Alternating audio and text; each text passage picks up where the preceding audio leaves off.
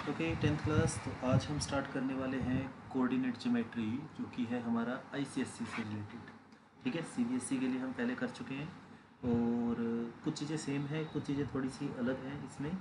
तो आज हम एक बार उसको डिटेल में करते हैं। तो हमारी जो बुक है, कुछ बुक्स में इसका चैप्टर नंबर अलग है, जो हमारे पास बुक है उसमें इसका चैप्टर है chapter number 11। The name is coordinate geometry. तो कोऑर्डिनेट ज्योमेट्री के बारे में जो हम बेसिक बातें जानते हैं, पहले उसकी बात कर लेते हैं। For example, this is our graph sheet.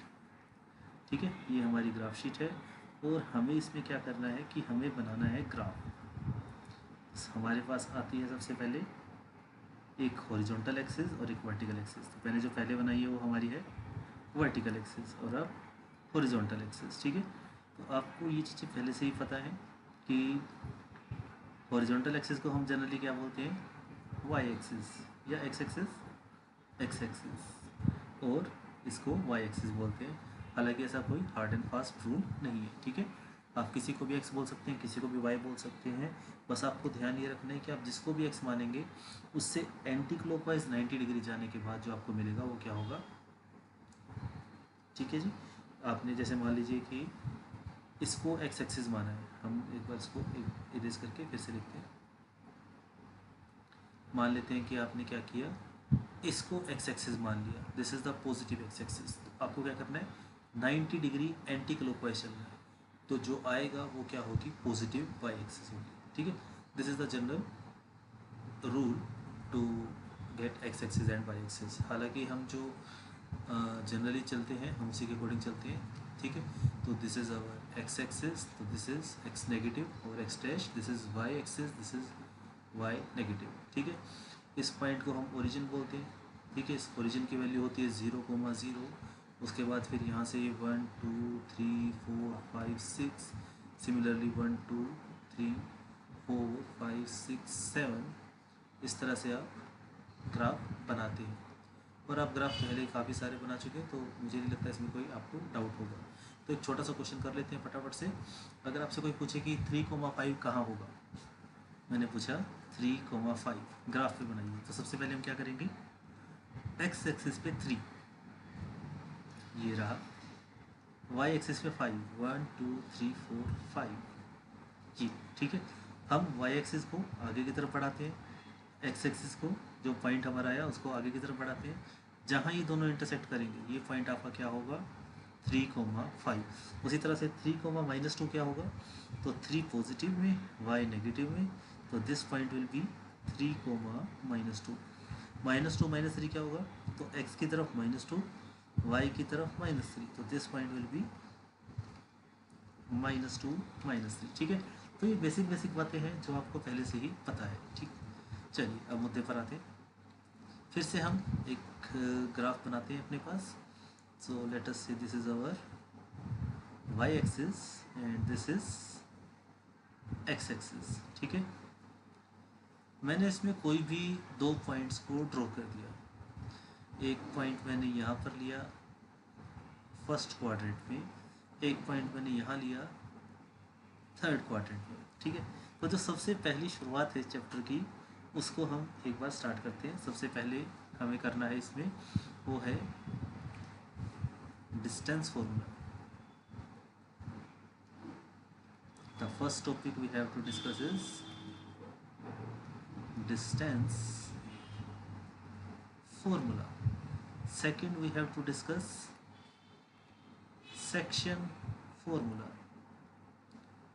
Okay, third we will discuss about slope, and fourth we will go for equation of motion, sorry, equation of line, equation of a line. ठीक है, सबसे पहले हमें करना है distance formula, फिर हमें करना है सेक्शन फार्मूला, फिर हमें स्टडी करनी है स्लोप की, और लास्ट में इक्वेशन ऑफ लाइन की स्टडी करनी है। ठीक, तो हमारे पास इस तरह से एक ग्राफ शीट है। तो हम सबसे पहले इसमें क्या करते हैं, देखिए हमने इसमें दो पॉइंट मान लिए थे। ठीक है, अब अगर मैं इन दोनों पॉइंट्स को एक स्ट्रेट लाइन से ज्वाइन कर देता हूँ, ठीक है ना, तो let us say this point is A, this point is B. अगर हम हर बॉक्स को 1 यूनिट मानते हैं, हर लेंथ को 1 यूनिट मानते हैं, तो इसके कोऑर्डिनेट सबसे पहले हमें पता होने चाहिए। तो इसके कोऑर्डिनेट निकालते हैं सबसे पहले, ए और बी के कोऑर्डिनेट क्या होंगे। तो दिस इज़ 1 2 3 4 5 और यहाँ से है 1 2 3 4।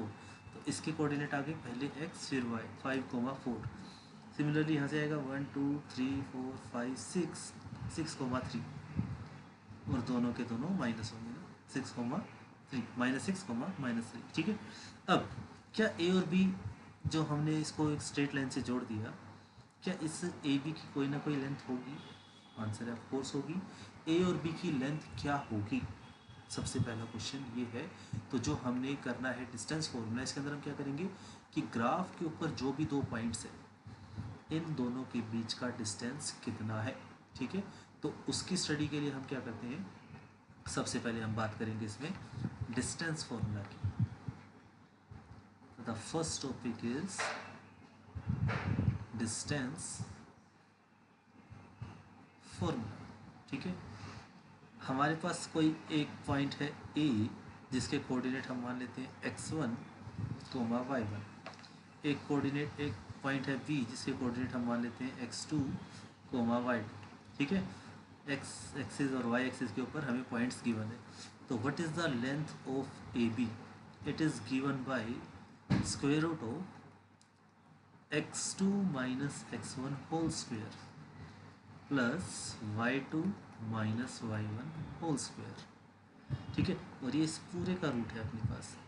या फिर हम इस फॉर्मूला को ऐसे भी लिख सकते हैं, A B can be written as x1 minus x2 का whole square plus y1 minus y2 का होल स्क्वायर।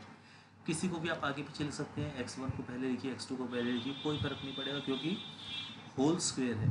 ठीक है ना। होल स्क्वायर में क्या होगा, आपका आंसर चाहे नेगेटिव आए चाहे पॉजिटिव आए, ब्रैकेट खोलने के बाद जब आप इसका स्क्वायर करेंगे तो आंसर पॉजिटिव बन जाएगा। ठीक है ना। तो चलिए इसका 1-2 क्वेश्चन करके देखते हैं, उसके बाद फिर हम नेक्स्ट कॉन्सेप्ट की तरफ बढ़ेंगे। तो मान लेते हैं हमारे पास एक पॉइंट है ए 3,7, एक पॉइंट है बी, वो है 3,-7। तो सबसे पहली बात तो हमें इसके क्वाड्रेंट्स पता होने चाहिए कि इसको देख के पता लगे कि कौन सा किस क्वाड्रेंट में है। तो एक जो है हमारा फर्स्ट क्वाड्रेंट में रहेगा और बी जो रहेगा फोर्थ क्वाड्रेंट में रहेगा। ठीक है। ये आपको पता है पहले से ही कि जो फर्स्ट क्वाड्रेंट होता है, ये इसको हम बोलते हैं फर्स्ट क्वाड्रेंट, ये है सेकंड क्वाड्रेंट, यहाँ है थर्ड और फोर्थ क्वाड्रेंट। इसमें x और y दोनों पॉजिटिव होते हैं। इसके अंदर x और y दोनों में से x नेगेटिव होता है, y पॉजिटिव होता है। इसके अंदर दोनों के दोनों नेगेटिव आते हैं और इसके अंदर x पॉजिटिव y नेगेटिव आता है। ठीक है। तो हमें कहा गया कि बताइए ए बी की लेंथ कितनी होगी। तो जो हमारा फॉर्मूला है, इसको हम मानते हैं x1 y1, इसको मानते हैं x2 y2।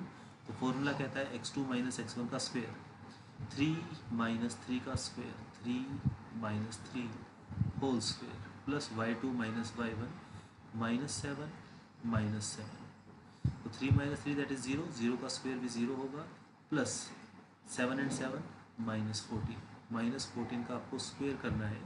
तो ये आपको मिलेगा -14 का स्क्वायर हो जाएगा प्लस का 196 स्क्वायर रूट। तो जब आप इसका स्क्वायर रूट खोलेंगे तो हमें पता है कि जब हम किसी का स्क्वायर रूट करते हैं तो हमें आंसर क्या मिलता है, एक प्लस एक माइनस। अब क्योंकि हम इसमें लेंथ निकाल रहे हैं तो लेंथ कभी भी नेगेटिव नहीं हो सकती, इसलिए अपना आंसर क्या आया, the length of A B is +14। अब हमें नहीं पता कि जो कोऑर्डिनेट्स दे रखे थे, जो ग्राफ में स्केल था वो सेंटीमीटर स्केल यूज़ किया है उन्होंने, मीटर में यूज़ किया है, कैसे यूज़ किया है। तो इसीलिए हम इसके पीछे लिखते हैं यूनिट्स, कि इसकी जो लेंथ है वो 14 यूनिट्स है। It can be 14 centimetre, 14 millimetre, 14 metre, 14 kilometre. We have no idea, क्योंकि क्वेश्चन में ऐसा कुछ भी स्केल के बारे में गिवन नहीं।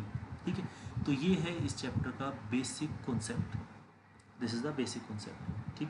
अब इससे रिलेटेड हम कितने भी क्वेश्चन बना सकते हैं।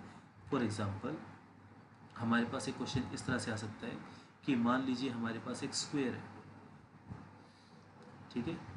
या फिर स्क्वायर नहीं, हमारे पास ये आ सकता है कि एक पॉइंट है ए, एक पॉइंट है बी, एक पॉइंट है सी, एक पॉइंट है डी, 4 पॉइंट्स हमें गिवन है। और क्वेश्चन ये रहेगा कि ए के कोऑर्डिनेट्स आपको दे देंगे, बी के कोऑर्डिनेट्स दे देंगे, सी के कोऑर्डिनेट्स भी गिवन होंगे और डी के कोऑर्डिनेट्स भी गिवन होंगे, और कहेंगे कि बताइए इसको जो भी आपके पास वैल्यूज़ हैं कि for example this is A, this is B, C, D, मान लेते हैं एक बार इसको 1,1 दे देते हैं, इसको दे देते हैं वो 3,4, इसको वैल्यू दे देते हैं -3,-4, -3,3,-4 ले लेते हैं एक बार इसको 3,-4 और इसको वैल्यू दे देते हैं -3, -4। ठीक है, यहाँ से हम इसको ले लेते हैं -1,1। ठीक है, तो ये आपको इन्होंने कहा कि ABCD एक क्वाड्रिलेटरल है जिसके अंदर हमें कोऑर्डिनेट्स गिवन है। तो आपको बताना है कि कौन से टाइप का क्वाड्रिलेटरल है। क्वाड्रिलेटरल्स कितने टाइप के होते हैं, तो हमने जो अभी तक स्टडी किया उसके अकॉर्डिंग एक ट्रेपीजियम, एक रेक्टेंगल, उससे पहले पैरेललोग्राम, रोम्बस और स्क्वायर, हमने 5 टाइप के पैरेललोग्राम वो क्वाड्रिलेटरल किए हैं। ठीक है, एक काइट भी किया है बट उसको ये जनरली क्वेश्चंस नहीं आते अपने पास। ठीक है, हमारे पास जनरली इसी कहते हैं कि ट्रेपीजियम है या पैरेललोग्राम है या रेक्टेंगल है या रोम्बस है या स्क्वायर है, और जनरली ट्रेपीजियम के भी नहीं आते, यही पूछते हैं इसमें। ठीक है, तो क्वेश्चन आता है कि आपको बताना है कि क्या है, कौन सा क्वाड्रिलेटरल है। तो उसके लिए आपको क्या होना चाहिए, प्रॉपर्टीज़ पता हो कि जो पैरेललोग्राम है उसमें अपोजिट साइड्स इक्वल होती है कि A B is equals to C D होगा और A D is equals to B C होगा, इस तरह से। ठीक है, और जो रेक्टेंगल होता है उसमें अपोजिट साइड इक्वल भी होती है और साथ में एंगल 90 डिग्री का होता है। ठीक है, और तीसरा जो रेक्टेंगल होता है उसके डायगोनल्स भी इक्वल होते हैं, ए सी और बी डी। तो आपको इन सब की वैल्यूज़ को डिस्टेंस फॉर्मूला से निकालना होता है और उसके बाद आपको सोल्व करना होता है। तो चलिए एक इसका एग्जाम्पल हम करके देखते हैं कि इस टाइप के क्वेश्चन को कैसे किया जाए। हमारे पास एक क्वेश्चन है, एक कोऑर्डिनेटर है जिसके 4 कोऑर्डिनेट्स हमें गिवन है A B C D, where A is 1,2, B 5,4, C 3,8 and D -1,6। तो आपसे क्वेश्चन ये पूछा गया है कि आपको बताना है कि ये क्या है, ये स्क्वायर है, रोम्बस है, रेक्टेंगल है, पैरेललोग्राम है, क्या है। ठीक है, तो चलिए चेक करते हैं इसको। सबसे पहली चीज़, हालांकि क्वेश्चन ये लिखा है कि prove that it is a square, तो स्क्वायर की हमें प्रॉपर्टीज़ पता होनी चाहिए। सबसे पहले हम क्या करेंगे, हम निकालेंगे इसमें ए बी का डिस्टेंस कितना है। फॉर्मूला लगाइए, x2 - x1 5 - 4 का स्क्वायर प्लस y2 - y1 4 - 2 का square under root 5 - 4 that is 1, 1 का स्क्वायर प्लस 4 - 2 दैट इज़ 2, 2 का square, 1 square is 1, 2 square is 4, तो हमें क्या मिला under root 5 units. No need to solve further, एक बार इसको रूट 5 भी छोड़ देते हैं।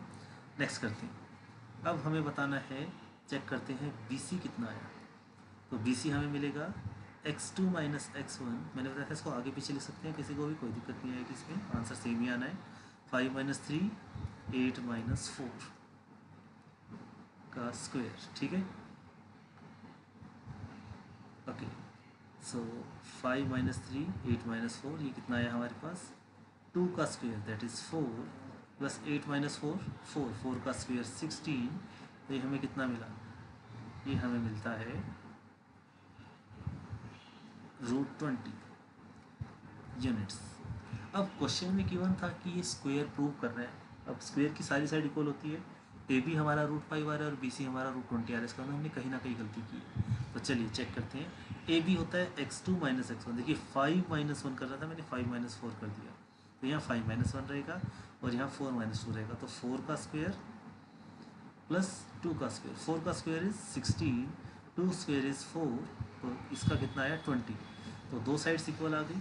चलिए आगे चेक करते हैं, सी डी कितना रहेगा अपने पास, C से D, तो ये आएगा 3 माइनस -1, 2 बार माइनस क्यों लगाया, एक फॉर्मूले के नाम का और एक 1 इसकी x2 की वैल्यू क्या है -1, इसलिए 2 बार माइनस आएगा इसमें, तो आप इसको चाहें तो ब्रैकेट में लगा सकते हैं, प्लस 8 - 6 का स्क्वायर। चलिए अब इस ब्रैकेट को ओपन करेंगे तो क्या आएगा 3 - -1 दैट इज़ 3 + 1, 3 + 1 इज़ 4, तो 4 का स्क्वायर 16 प्लस 8 - 6 2, 2 का स्क्वायर 4, इसका भी कितना आ रहा है हमारे पास अंडर रूट 20 यूनिट्स। उसके बाद सी डी के बाद ए डी निकाल लेते हैं। ए डी कितना आएगा, ये आएगा अपने पास 1 माइनस माइनस 1 का square x2 minus x1 plus 6 minus 2 का स्क्वायर। तो हमें दिख ही रहा है ये साफ साफ कि ये तो बनेगा 2 का स्क्वायर होगा 4, यहाँ पे बनेगा 4 का स्क्वायर 16। तो चारों साइड इक्वल आ गई। अब चारों साइड किसकी इक्वल होती है, स्क्वायर की इक्वल होती है, बिल्कुल होती है, लेकिन रोम्बस की भी इक्वल होती है। तो अभी जो हमने किया है उससे क्या प्रूफ हुआ कि ये रोम्बस है। ठीक है, क्वेश्चन में पूछा था कि prove that this is A square. Square की खास बात क्या होती है कि उसके डायगोनल्स भी इक्वल होते हैं। ठीक है, स्क्वायर के डायगोनल्स भी इक्वल होते हैं। तो किसी भी क्वाड्रिलेटरल के डायगोनल कैसे निकालते हैं, जैसे हमारे पास ये क्वाड्रिलेटरल है, मैं इसको साइड में बना देता हूँ एक बार कि इस तरह से मेरे पास कोई भी क्वाड्रिलेटरल है, this is A B C D, तो डायगोनल होगा इसका एक पॉइंट छोड़कर ए सी और बी डी। ठीक है, दिस इज ओके। तो ए सी और बी डी की वैल्यू और हमें निकालनी है इसमें। चलिए निकाल देते हैं फटाफट से। ए सी कितना आएगा, ए टू सी, तो ये आएगा 3 माइनस 1 का स्क्वायर प्लस 8 माइनस 2 का स्क्वायर। 3 माइनस 1 दैट इज 2, 2 का स्क्वायर 4, 8 माइनस 2 6, 6 का स्क्वायर 36, अंडर रूट कितना आया, अंडर रूट 40 यूनिट्स। उसी तरह से बी डी डायगोनल बनेगा, उसका क्या आएगा, बी डी आएगा हमारे पास बी से लेकर डी तक 5 माइनस माइनस 1 का स्क्वायर प्लस 6 माइनस 4 का स्क्वायर। तो 5 माइनस माइनस 1 हो गया 6। ठीक है, माइनस माइनस प्लस 5 प्लस 1 6, 6 का स्क्वायर 36 प्लस 6 माइनस 4 इज़ 2, 2 का स्क्वायर 4, यहाँ पर भी कितना आ रहा है, अंडर रूट 40। तो इसकी सारी साइड्स भी इक्वल हैं और दोनों डायगोनल्स भी इक्वल हैं, तो therefore it is a square. ठीक है, I hope this question is clear. तो इस तरह से आपसे कई क्वेश्चन पूछा जा सकते हैं। इसमें अगर वो पैरेललोग्राम पूछेगा तो पैरेललोग्राम में अपोजिट साइड इक्वल होती है, इसका मतलब ए बी जो है वो सी डी के इक्वल आएगी और ए सी और जो बी डी है वो ए डी के इक्वल आएगी। अगर ये दोनों चीज़ें हो जाती है तो पैरेललोग्राम है।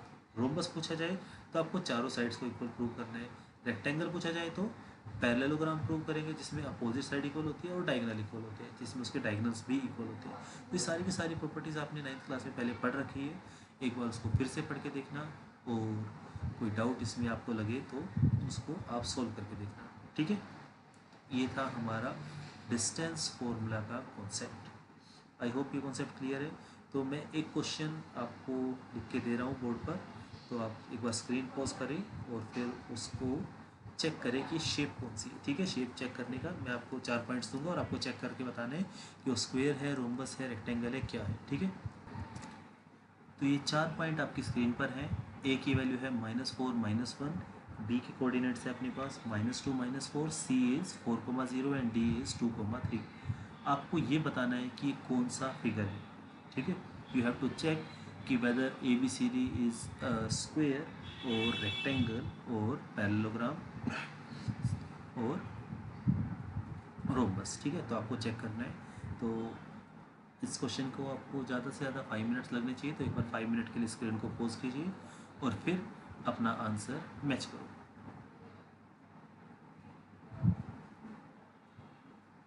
तो जब आप इसको सोल्व करेंगे तो इसमें आपको ए बी और सी डी इक्वल मिलेगा, ए डी और बी सी इक्वल मिलेगा और ए सी और बी डी इक्वल मिलेगा। ए बी और ए डी इक्वल नहीं मिलेगा। तो अपोजिट साइड आपको इक्वल मिलेगी और डायगोनल भी इक्वल मिलेगी, तो आपको जो मिलेगा वो मिलेगा कि ए बी सी डी एक रेक्टेंगल है। ठीक है, तो जिनका रेक्टेंगल आंसर आया है वो एकदम ठीक है। इसके अलावा अगर आपने स्क्वायर निकाला है तो एक बार फिर से आपको कैलकुलेशन अपनी चेक करनी है। ठीक है, तो इस तरह से हम डिस्टेंस फॉर्मूला से रिलेटेड क्वेश्चंस को सोल्व कर सकते हैं। तो एक बार आप इन क्वेश्चंस को ट्राई कीजिए, आपकी बुक में भी क्वेश्चंस हैं और अगर आप कहेंगे इसमें आप इसमें कमेंट कर सकते हैं, तो मैं इसमें वर्कशीट का लिंक भी डाल दूँगा, आप वहाँ से वर्कशीट को डाउनलोड करके उसको भी सोल्व कर सकते हैं। ठीक है, नेक्स्ट वीडियो में हम सीखते हैं सेक्शन फॉर्मूला क्या होता है और उसके बाद फिर हम स्लोप और इक्वेशन ऑफ लाइन की तरफ आगे बढ़े। ठीक है, तो आज के लिए इतना ही। एक बार आप इसकी ध्यान से प्रैक्टिस कीजिए। Okay, thank you.